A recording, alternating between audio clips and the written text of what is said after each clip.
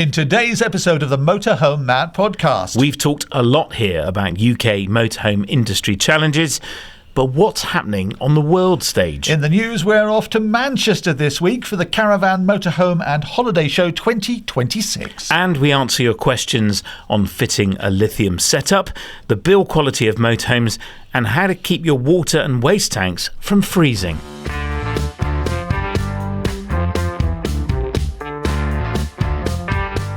Welcome to the Motorhome Matt podcast. I'm Keith Gooden. And I'm Motorhome Matt. Industry insights and expert advice for the world of motorhomes, caravans and campervans. It's brought to you by thatleisureshop.com and sponsored by Ripe. Now remember, please follow on your favourite podcast app, or if you're watching on YouTube, click subscribe and that little bell. This week, the Caravan, Motorhome and Holiday Shows in Manchester from the 15th to the 18th of January. What's that, Thursday through Sunday. Manchester Central. Tell us about it. Yeah, it's a fantastic first event of the year for us.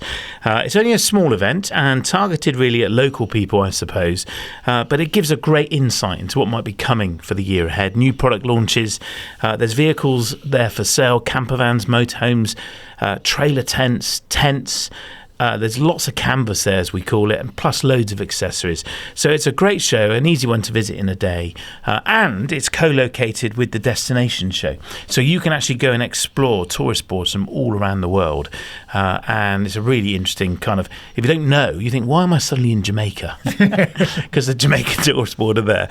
Whether they're there this year or not, I'm not sure. But it's a great show. It's a great day out. And very, very low cost to get into. In fact, we have a deal for you on the tickets. So it's the place to go then if you want to feel tense. Bob. Very good. You give you some talks, aren't you, Matt? I am, yeah. I'm giving you a talk on preparing to travel into Europe and all the impacts and changes that are going to come for us British tourists as we travel from the UK into Europe. I'm giving that talk on Friday, 11:45 a.m. on Meet the Experts Theatre, and then again on Sunday at 12:45 p.m. on the Food and Travel stage. And then on Saturday, I'm giving a talk on springing your motorhome into action, ready for the season ahead. So everything you need to know about getting your motorhome ready. So if you're there Friday, we're talking about EU. Saturday, we're talking about getting your motorhome ready. And Sunday, again, we're talking about changes to EU travel. Whether you're in a motorhome or even if you're flying, there's things you need to know. Yeah, fantastic. And they're all 11:45 to 12:45-ish start. They're all on the website as well. Yeah, so get there for 11, you'll make it. Yeah, fantastic. And you can save on tickets as well, can't you? What do you do? Yeah, we have an offer, free tickets into the show, mhmp.info/CMH show. That's mhmp.info/CMH show. Our product of the week, spend and save. It's still occurring. How do you save then, Matt? So at thatleisureshop.com, there's a fantastic sale still on this month. Spend and save. So the more you spend, the more you save. Simple as that. Where you can buy what you actually need. So not just stuff that's pointless, but the spend and save offer is valid across all of our products. And we have added a lot of products over the end of last year onto the website. So go and check out thatleisureshop.com. and spend and save. So if you spend £50, you save £5. Yeah. You use the code SAVE number 5. That's right. SAVE number 5. If you spend £145, you save £15 and you put the code SAVE 15. Correct. Yep. And finally, if you spend £240, you can save £30. But use the code SAVE30. Yep. And it's all at thatleisureshop.com. Now into the real meat of the podcast for this week, or as they say in the United States, meat. What do they say in the United States? Meat. Or as the Roadrunner says, meat. Meat. Matt has been studying the global market and the challenges consumers face worldwide. Why have you been doing this, Matt? It's something that intrigues me because I'm a nerd. It's probably the best way to put it. We've talked a lot about service levels here in the UK, and of course we are a UK podcast. Slow parts supply, people waiting months for spare parts, warranty claim issues with manufacturer warranties and third-party warranty providers, often driven by poor build quality. Sadly, these things are all a reality of owning a motorhome or a camper van. And of course, there are some heroes in our market absolutely, too. 100%. Most people are heroes, aren't they? Yes. It's the old rule of PR, isn't it? If something bad happens, 120 people find out about it. Something good happens, 5 people find out about it. There you go, yeah. But an interesting stat is it's often said that what's happening in the USA now is what will be happening 5 years into the future here. And the USA face some major issues with after-sales service. And I wanted to find out exactly what was happening over there to see if I could discern what might be happening here in the future. So who are you going to talk to then? So there's a wonderful YouTube channel called Liz Amazing, run by Liz. What's her name? Liz. Her YouTube is Liz Amazing. Liz Amazing? Yeah, I don't think Amazing is her last name. Might be, I don't actually know. No. Anyway, she has a huge following and she is a consumer champion.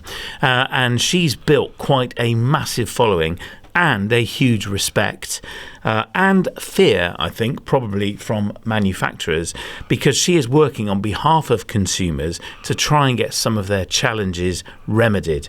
But I wanted to get her to explain what she does and who she is and what she's all about. And I started by asking her to tell us a bit about herself.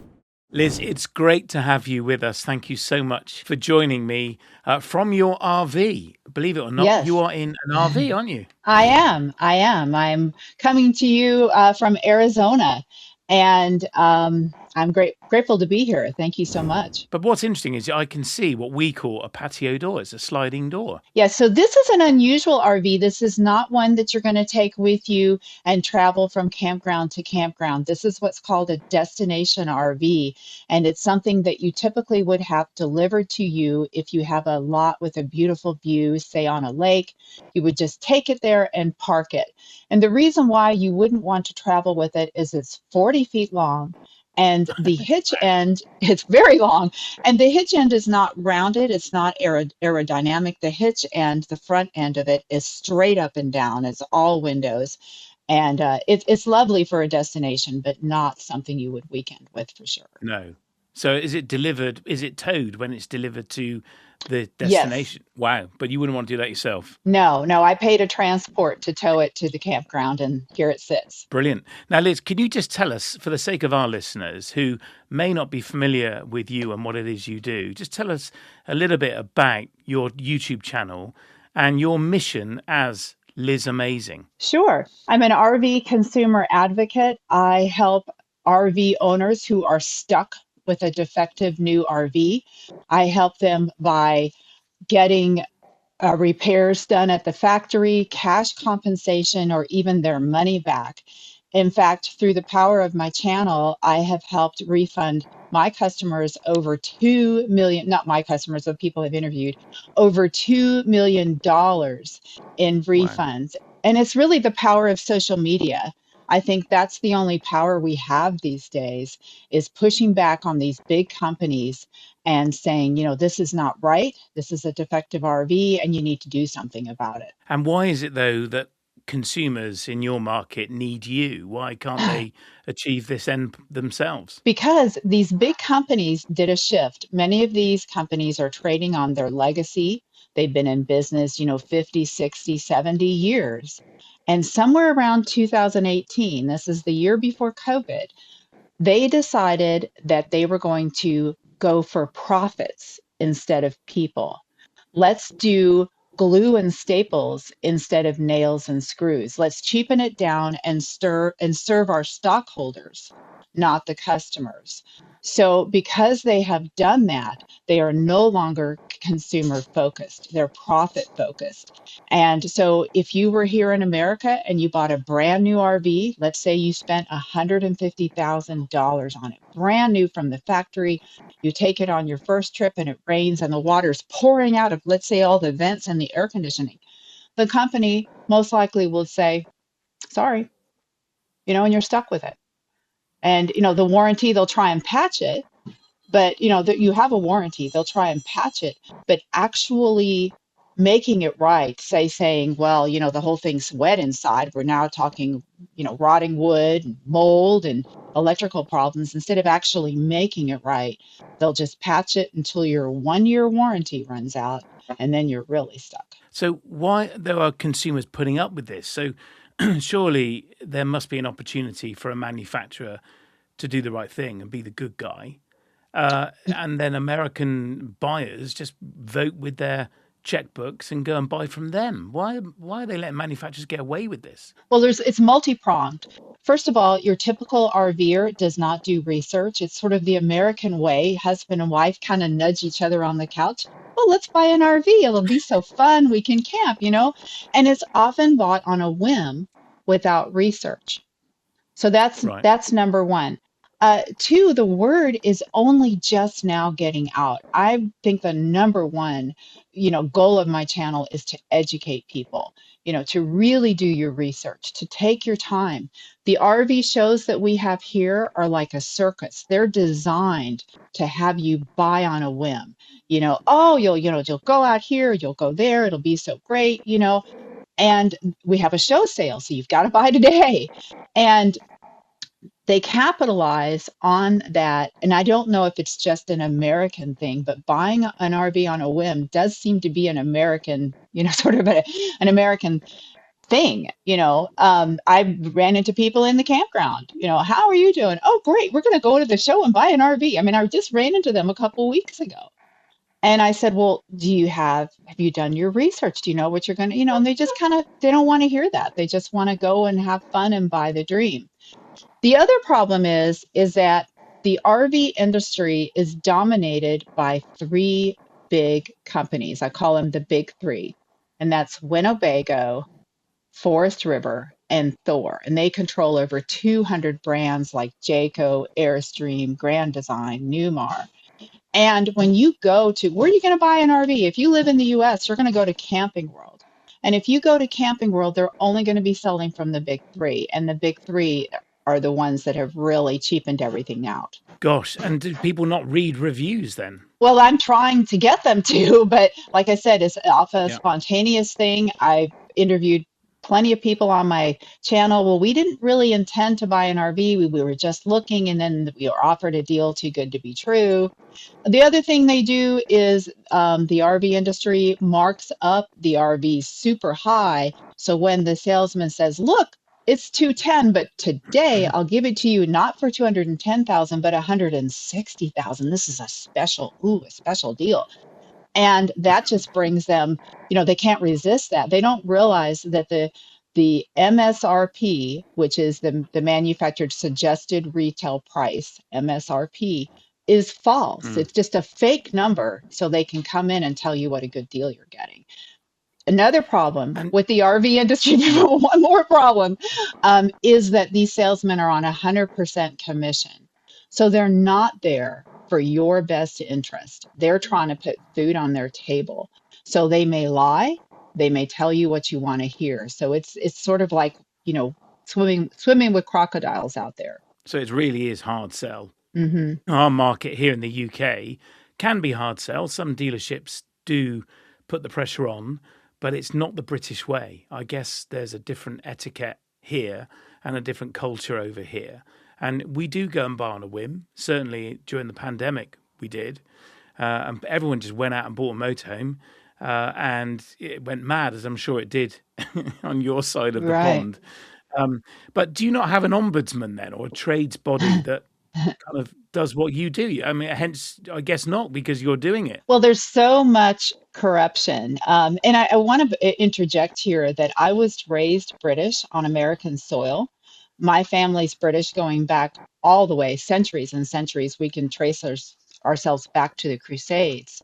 So I get there is a big difference in, I've been over to England, and I love your country, and I'm a Brit inside. So I totally get there's a difference. And so what they do here is the US is very much corporate influenced. So if you have a big corporation, you pay off the people making the laws. So in Indiana, and I shouldn't, pay off. I don't want to like get sued, but in Indiana, which is where 85 or 90% of RVs are built in the US is in Indiana.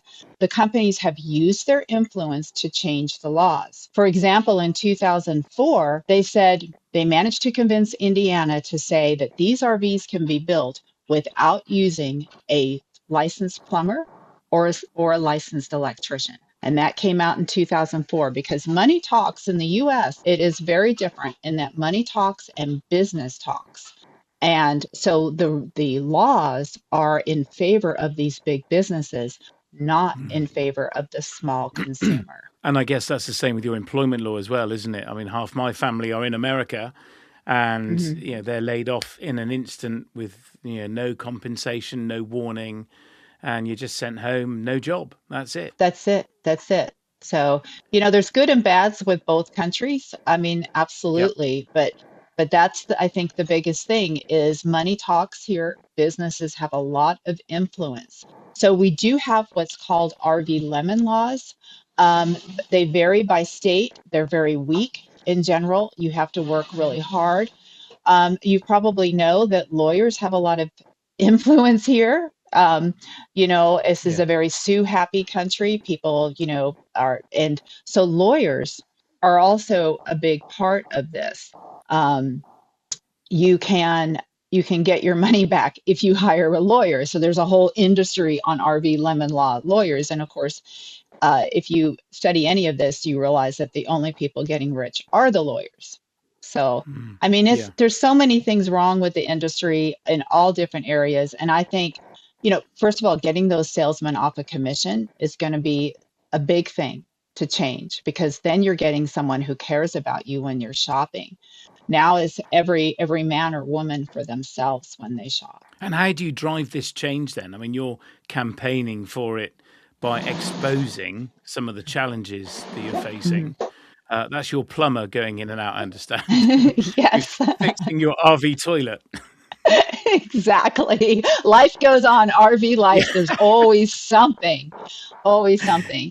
So if you're listening, that was the door opening and closing. Here it goes again. He's a busy guy. How do you affect this change, Liz? I mean, where do you start? I don't know. I thought about starting an RV consumer group. Like, we have other groups that are just for consumers. We have the National Association of Retired People, which is, and I think NAARP. And, there's different consumer groups where you can band together and then lobby for laws and protection. I tried to do that. There's only one of me. I thought someone in my audience would pick this up. I tried this a couple years ago and just couldn't get any traction on it. It's the people that buy RVs here in the US are typically middle income people that maybe have worked as truck drivers or worked in a factory, blue collar, not all, there's a lot of white collar too, but typically, they've worked really hard, they saved really hard, and then they bought an RV. They don't have the energy to suddenly start a consumer group or to advocate for it. They're mostly on the retired end. Now, there is a whole nother group of RVers that are young families. They particularly came out during COVID, but then again, they're too busy to help with that. All as I can do is be this force of good on my channel to help educate people. I know I've made a huge difference. I do know that, that's one thing we didn't talk about. Every time I interview someone and they tell me their RV nightmare, before I put it into video, I contact the presidents of the companies, the whole executive team. And I say, would you like to help these people before the video comes out? Because then I can include that in the video and you at least look like, you're responsive. And that now you're doing something. And a lot of times they will respond and they'll say something to save face. Oh, for some reason we never received the email, or we didn't know, or there was a new person, and they'll take care of them. And so I know that the top people in the RV industry watches my channel, they respond to my emails, so they're aware too. And I'm hoping that they will realize they need to change, because the more this word gets out, the more people are going to say, no, we don't want that. We don't want to be on vacation with a broken toilet or, something really serious, with where the wheels are falling off. And I think it just takes one company doing it right. And then there'll be a line out the door because there's a I hunger for agree. that. There's a hunger for people to be treated right. So it's interesting. I think that what you're saying then is the change is going to be affected by manufacturers, one of them making a change rather than consumers driving that change. You are going to rely on one of those, you call them the big three, Hmm. making that determined change to do better and make a better end product. I hope so. I mean, I'm holding their feet to the fire because you would not believe it. Like when I do a video, let's say on Tiffin. Tiffin is under Thor now, but Tiffin used to Yeah. be its own independent brand of very high-end motorhomes. You can buy one of their top of the line motorhomes today for $1.7 million. So in the UK, that would be what, $3 million, right? And Yeah. yeah. So I have done two cases on how Well, defective their frames are where over they over forget over to a weld million them. pounds. Over £1 million. Okay, I went the wrong direction. Yeah. So over £1 million. And I've had three cases. I've got the third one coming up where they forgot to weld the entire side of the bus. So the walls started to accordion out as they're driving because it's not attached. And also where they couldn't even get the hot and cold water plumbed correctly. It was crossed. Yeah. So every time I do a Tiffin video, people in my audience are up in arms because Tiffin has been such a wonderful name. And they say, well, I'm not going to buy a Tiffin now. I was shopping for a Tiffin. I'm canceling my order. So Tiffin has got to feel that heat. So on a video like that, I may get 300, 500, 600,000 views. That's a lot of people that are getting an education about Tiffin. So it's in their best interest to Of course. respond to this and say, we've got to make changes or we won't stay in business. It's no wonder that you don't reveal the exterior appearance of your RV, so you We've talked remain about this so incognito. much now. Next time you see me, I'll probably be in a different RV because we've talked about this one so much. Somebody's out there Googling going, what is she in? And I'm not really worried about the top people at the manufacturers. Maybe I should. I mean, I want to sleep good at night. I worry more about the salesman who sees that the RV sales are down and he blames it Mm, on my channel and well, I'm going to go slash your tires or whatever. I mean, I just mm. I don't know. I know that I'm creating an effect. I don't mean to piss anyone off. I don't mean to put anyone out of business. I just want them to do it right. If I spend Yeah. 150, $200,000, I want to know that I'm going to be taken care of if they make a mistake at the factory. I mean, that's all I want. We have a sense here in the UK, Liz, that manufacturers, whether this is true, manufacturers will deny this, but there's a sense that manufacturers don't want to speak directly to a consumer. They want to place the dealer firmly in between them and the consumer. But it's interesting, you say you managed to get the top brass at these big companies to actually engage with you. Do they respond positively? Are they open to your communication? Is it a case that, oh no, another email from Liz Amazing?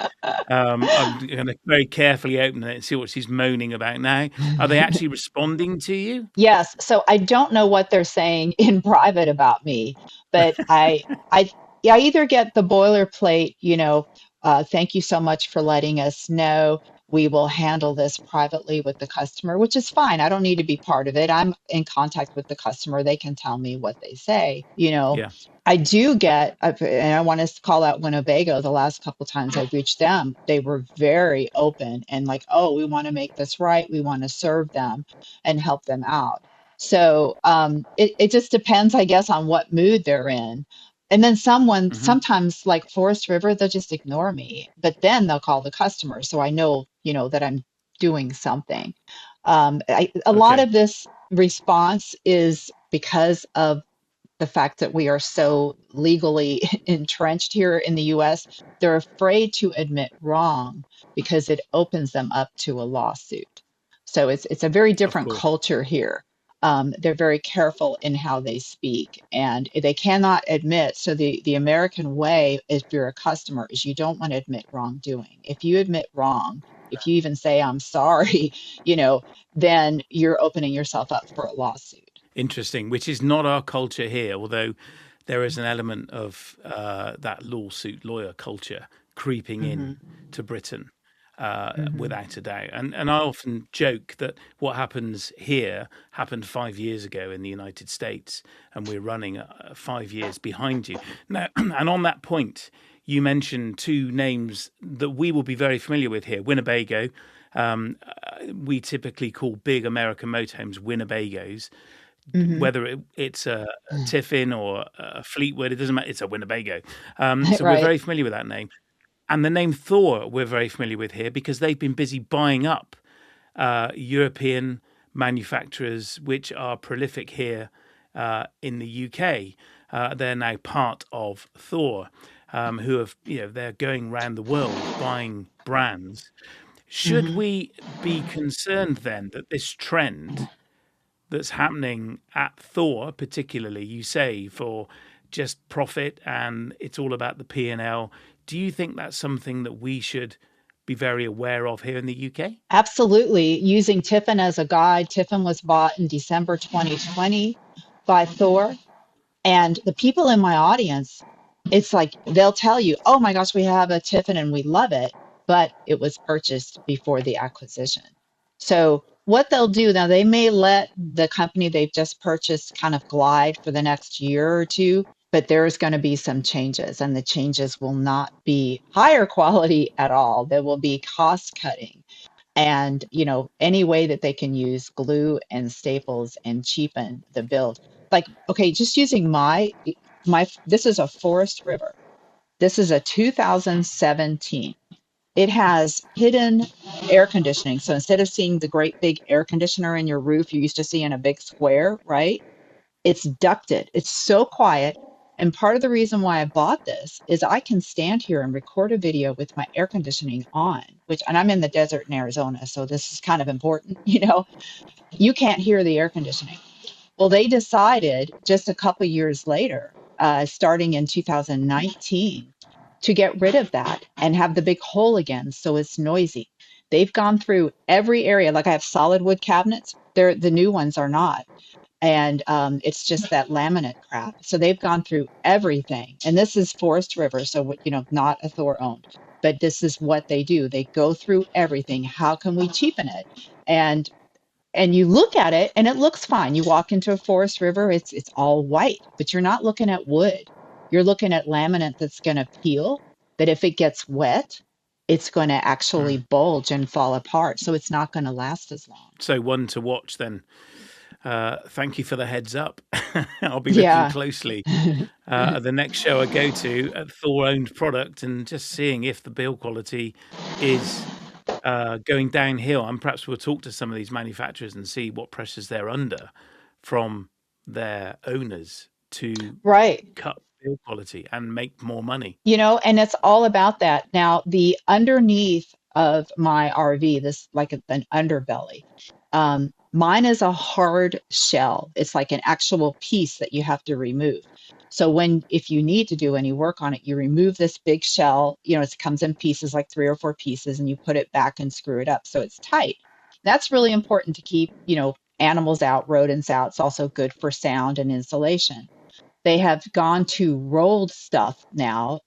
It's Duraplex or something. And it's a rolled thin plastic membrane.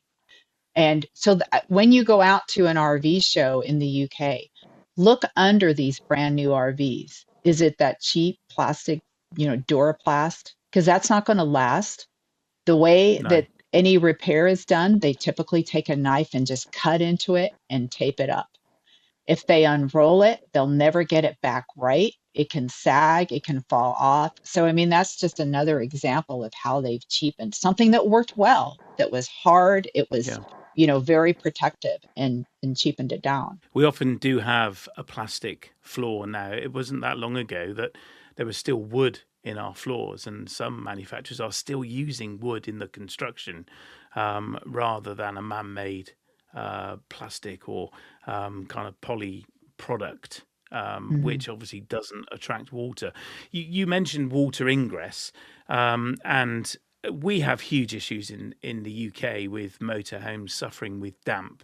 Hmm. Hopefully in the future, less so as build techniques have changed. But do you have issues with water ingress and damp? And what other issues do you face or do your viewers face? Well, water is the enemy in RV life. Water intrusion is going to lead to four big things: mold, wood rot, electrical um, electrical issues, messing with your electrical, and rust. So because these are built the way they're built, they aren't really built to be serviced. They're built to in a factory, and they use a lot of pressed like fiberboard, kind of fancy cardboard, and it's not meant to be wet. And if it does get wet, it just can't be fixed almost. It's very, very difficult to fix it. If one of the people that I interview suffers from water intrusion, if it's not a buyback case, at the very least, it has to go back to the factory. The dealer is not equipped to do that kind of repair that's, so intrusive. It's so invasive. And I was watching one of your episodes recently where RVs, I can't remember which manufacturer it was, but they were being produced without a VIN number. This is the chassis number. And it was Yes. actually missing from the chassis. So they had a registration number, or number plate as we call it here, but they had Mhm. no chassis number. What happened there? I don't know. And this is just a wonderful example of how Newmar's a wonderful company, really great reputation. Um, Mm. but they were just mum over this because they were afraid to speak to this case because the word on the street is this is affecting hundreds of thousands of RVs that are not VINed correctly. So you want to have the VIN etched on the frame so that should your RV get stolen, it can Yeah. be tracked down. Now, with if it missing a VIN, as the owner of the particular RV said on my channel, someone could come to his yard right now and steal it, and no one would ever Yeah. find it. So it's a very, very serious situation. And Newmar, instead of rushing to make it right, this customer spent over $1 million US on his fancy Newmar motorhome, and Newmar just shut up, wouldn't talk to him. He had to hire lawyers in the US. He's in Canada, so he has other lawyers in Canada, and it's winding its way through the legal process. And I think, that's a really frustrating thing about my job. Why, I wish these companies could just own up and say, oh my gosh, I am so sorry we screwed up. We're going to make it right. But that's in this case, they're so worried about the lawyers, they don't do that. It would seem we've got it pretty good over here. We don't suffer these kind of major issues. Uh, and that litigation culture that you have in the Mhm. States, which I know you're almost proud of, aren't you? I mean, it's become endemic to your culture. And I've I'm had, not proud of it, and it's really a mm, shame. I don't know how to unring the bell. I mean, it's such a huge, huge industry, the legal industry, and it's also a mindset, where if you walk into an establishment and someone just mopped the floor and they forgot to put the cone up to warn you that the floor is mopped and you fall, if you're an American, you're going to say, I'll sue you. It's very, and like I said, I was raised British on American soil, so it's not in me. mm, It's more in me to give somebody some grace. Hey, I'm sorry, you're going to give me a free meal because I bruised my shoulder. Thank you. But it is yeah. unfortunately baked in the American way to sue. And so it's, Yep. I don't know how you fix that. Well, we saw this recently. We promised not to do a Trump in the edit of this clip. And of course, our own BBC were threatened by your president, are being sued. And yeah, Mhm. I guess it's from the top down, isn't it? And it's just, Mhm. it's cultural and it really doesn't help, does it? It's not helpful. I quite, as you say, how you undo this and you turn the dial so that manufacturers want to do the right thing by the consumer is a real challenge. And I would encourage you, please don't give up. Keep doing what you're doing. You obviously are making a massive difference for people who are spending, as you say, millions of dollars on these RVs to live their dream. And it's being absolutely ruined by poor craftsmanship. So I I think we have counsel it pretty good here. everyone You do. I counsel everyone, whether you're in, the UK or here, to take your time, do your research. Over here, that what's coming out new is often so defective that we have professional RV inspectors, and I've been recommending for the last 3 years for buyers to get an RV inspector, even when buying brand new. So, but just Really? taking your Right. time. I know we have independent inspectors here, but the idea of having a brand new one inspected sometimes, yes, would be good advice here as well. Hopefully not in 5 years. Yeah, absolutely. It's such a shame, isn't it, that this wonderful pastime that we both love, thousands of miles apart, is dashed by poor build quality. It's prolific. And as I say, I think we should be grateful we don't have it quite as bad as you do. And I hope that we don't, in years to come, suffer the same P&L pressure that you are. I hope not. One way to avoid that is to avoid these big corporations. Go to a company that's a small independent builder, because they're run by people who care. They're not serving the stockbrokers or stockholders. So you're going to get that personalized attention. Now, the downside of ordering, from someone who is an independent maker is that, yes, you have to order it. It's typically not sitting on the lot, and there might be a wait, but it'll be worth the wait if they stand by their products, so you're not stranded somewhere having a ruined vacation. Yeah, that's very true. And we have some fantastic, fair to say, some big corporate manufacturers here in the UK and in Europe, and some fantastic small independents too. So it's all about research, isn't it? And for the consumer, understanding who and what they're buying. It's so important. Yep. Absolutely. Liz, thanks ever so much. It's great to see you. Thanks for giving up some time whilst your toilet's being fixed. And I'd love to catch up again and talk with you about how people use their RVs in the US, because we're seeing big changes here as van life becomes ever more popular. And I'm intrigued to get a bit more of an insight into how American folk are using RVs. So can we do that? Sure. That would be great. Well, that's Liz. Amazing. Wow, man. It seems we don't have it too bad here in the UK. Well, it seems that would be the case. When you hear how bad it is for some in the USA, can you imagine spending $500,000 on an RV and the side wall fell off? That's not good, is it, really? It's terrible. We've talked about people having troubles with habitation doors. That gentleman we met, it came up in recent week. But I mean, the whole side coming out. I mean, some of the build qualities faced over there. What concerns me is some of those big three, as Liz calls them, now own lots of manufacturers in Europe, and undoubtedly will start buying up businesses in the UK. And Liz's concern is their cost cutting is resulting in poor build quality. And if that transpires over here, we're in trouble. Is it poor build quality, or is it just quality control issues? Yeah, the bad stuff is getting through, whereas you'd always get a bit of bad stuff. I think that's a very good question. I think there is a theme, though, of lower build quality in order to maximise profits. And these businesses are, I guess, being run by accountants. And that is a problem if that happens here. So I think there's merit in what Liz is doing to try and fight that and try and get the build quality up. And I think it's really important that we here in the UK and across Europe are doing the same. And I will continue to campaign for better build quality and better after-sales service, because there is so much that we as an industry can change and improve on. And thank goodness we don't have the litigation culture that the US has, because that is not helpful over there. And slows everything down, doesn't it? Absolutely. And it just creates fear of pursuing a claim or a complaint. And we're very good and very polite about complaining here. And often we take it on the chin. But I think we should stand up for better standards and continue to do so. Yeah, and there's a place for legal action, but it's the end of a process rather than the beginning, isn't it? Yeah. You don't say, if you don't sort it out in 3 weeks, I'm going to sue you. You give them the chance. You be as patient as you can be. But in the end, in this country, you can always resort to legal action. Of course you can. Yeah. But in America, it just seems like it just starts with I'm suing you. First base on the baseball field, doesn't it? As we mentioned, it starts at the top. Trump was very quick to jump on the BBC, wasn't he? Yeah. And just responded with I'm suing you.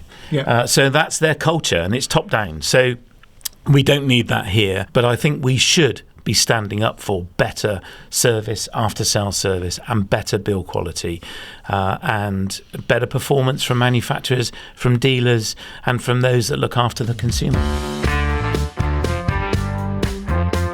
Now, Matt, you've mentioned this NordVPN thing a few times. What's the deal with it?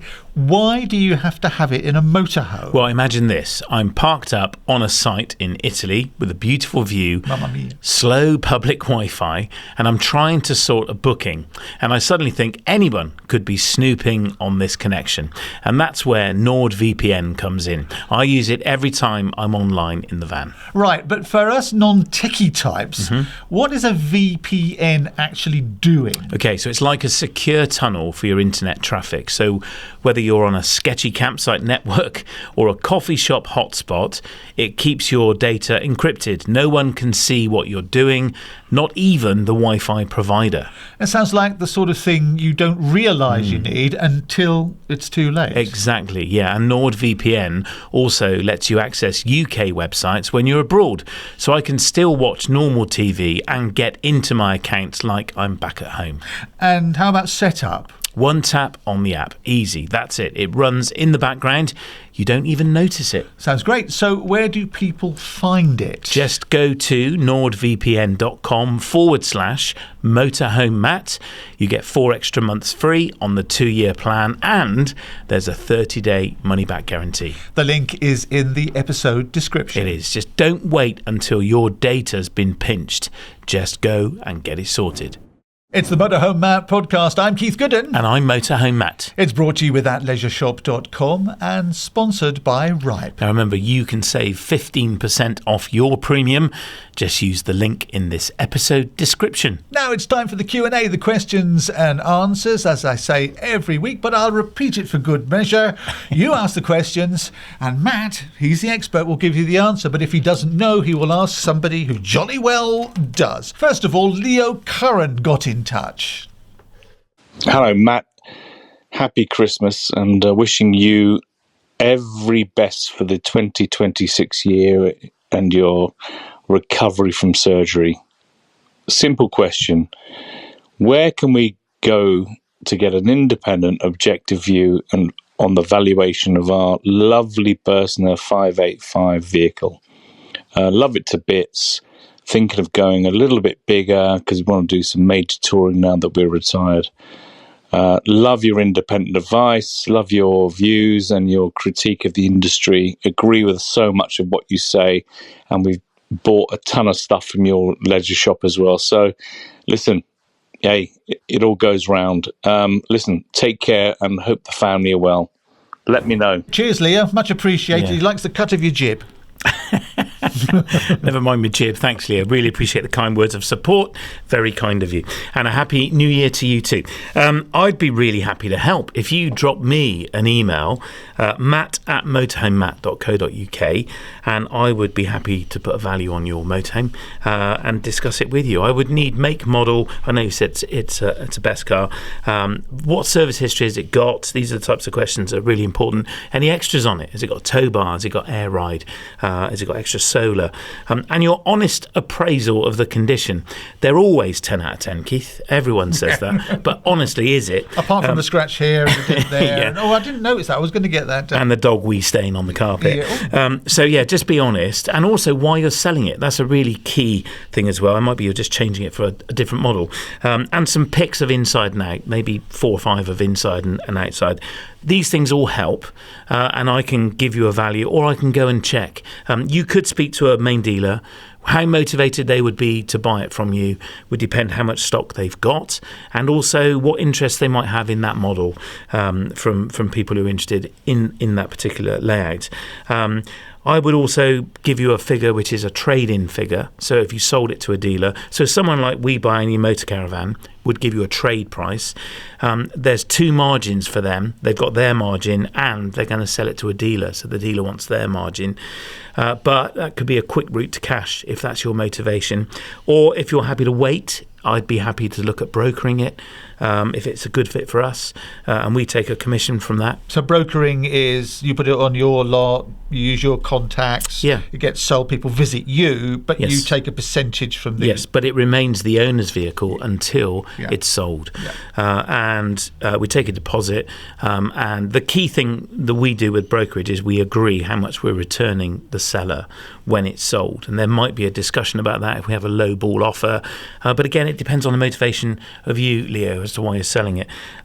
So there's a number of ways that we can sell this, and I'd be happy to put a number on all of them for you. So just drop me an email, matt@motorhome.co.uk. Just a quick question, the We Buy Any's, and with cars, they usually go to auction, don't they? Yes. Does the same thing happen with motorhomes, or do they have their own tame dealers? So We Buy Any Motor Caravan tend to put them into auction, so they get them already, put them into auction, so they want a margin in it, and then the auctioneer takes a fee, and then of course it goes to a dealer at trade price, so they want their margin in it as well. So you will get less for it selling it that route, but you get the money like that. Yeah, it's quick, it's fast. And if that's your motivation, that could be a route out of it. Yeah, if you need the money fast. And you can afford to sell it that way. But it won't be the best possible price you Definitely get. not, no. Another option is sell it privately, and that's fraught with concerns for people, strangers turning up at your house or not turning up. That's the biggie.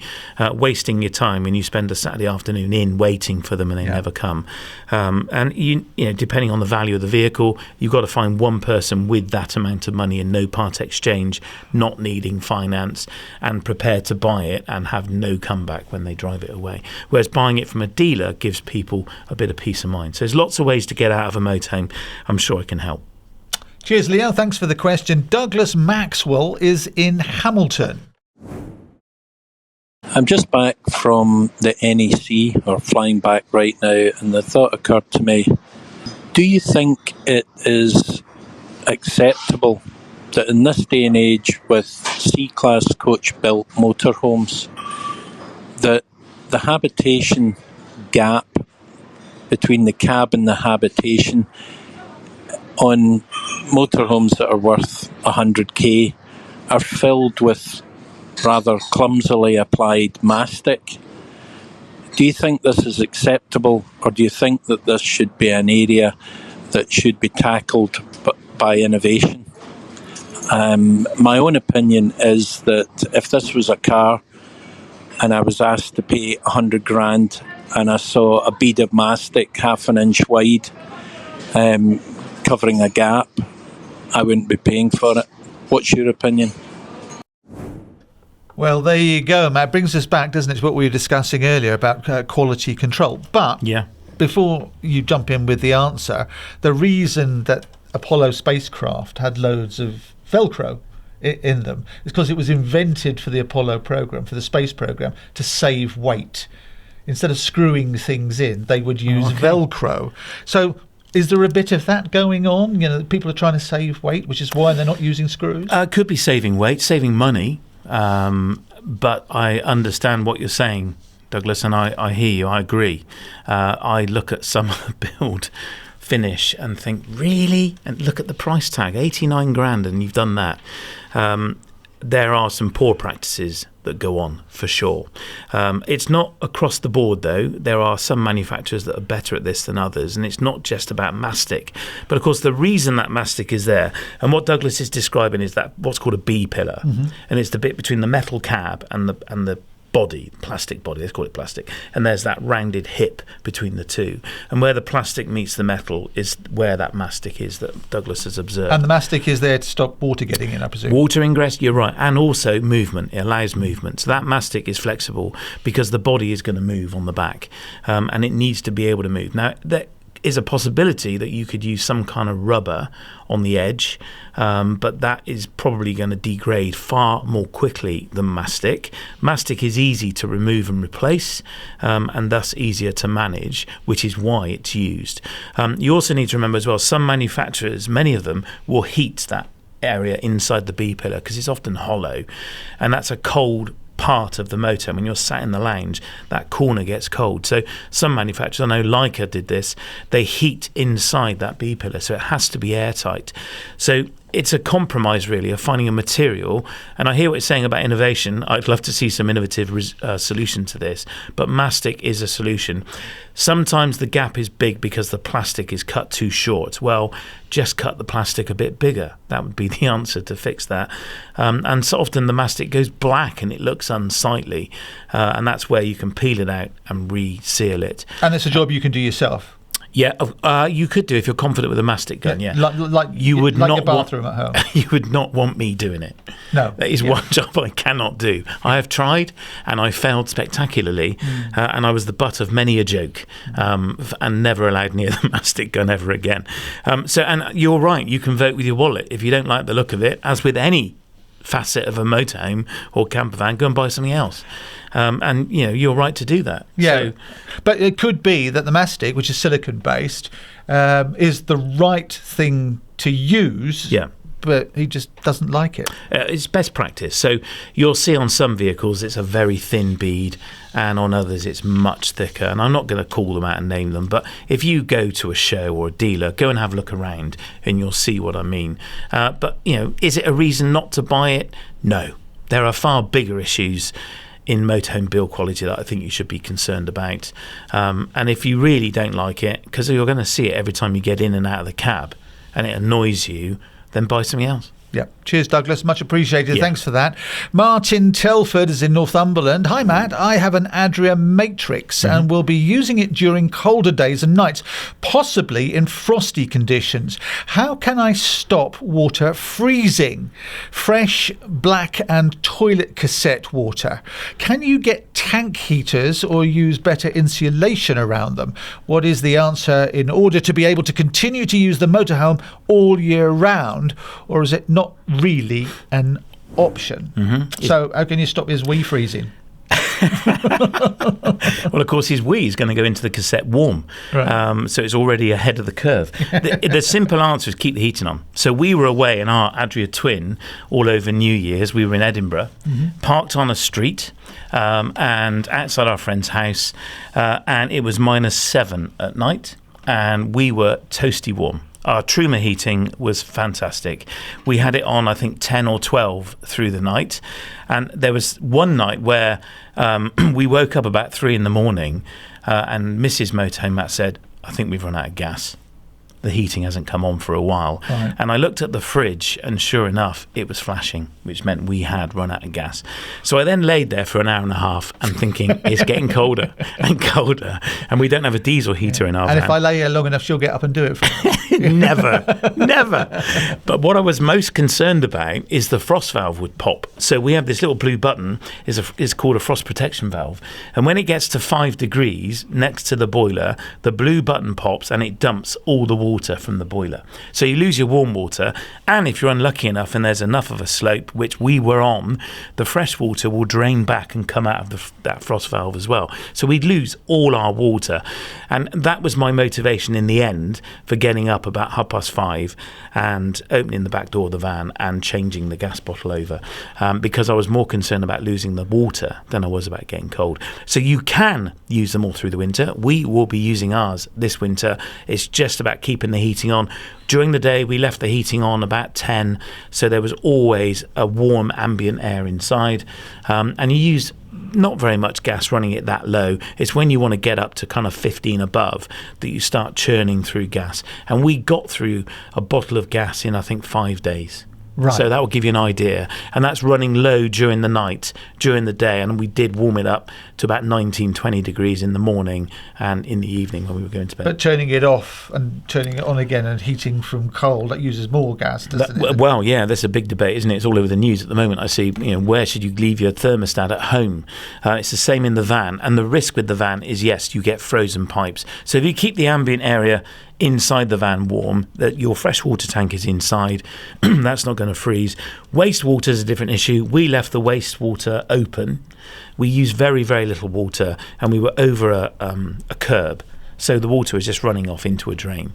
Some people might frown at that, but we were literally washing hands. That is all we were doing. Right. And you can buy something called a tank blanket, which you stick on the bottom of the waste tank, which keeps that water warm. A tankit? A tankit. Yeah. It's a good name for it. I think this came up before. Yeah. I didn't patent it then. Maybe someone will. But they're a good idea. Some motorhomes do have, and yours may have this, is the little slider which goes from blue to red. And red means that you're blowing warm air around the wastewater tank, keeping it warm and stopping it from freezing. So when you did first footing up there in Scotland on New Year's Eve into New Year's Day, you tapped on the door. It wasn't with a frozen poo. It was with a lump of coal. It was with a lump of coal. We did get some coal on the doorstep. It was a nice party. It was good fun. How do people get in touch? We would love it if you did. I always say this, if you've got a question, there's probably 1,000 people that think it's a great one or wish they'd asked it. So please do. mhmp.info/ask Matt. Fill in the form or hit the orange button and record it. Remember to tell us where in the world you are. That's mhmp.info/ask Matt. And if you're looking for trusted brands and services, then make sure you visit the Motorhome Matt approved directory. It's at mhmp.info/approved. And remember to follow on your favourite podcast app, or if you're watching on YouTube, click subscribe and that little bell.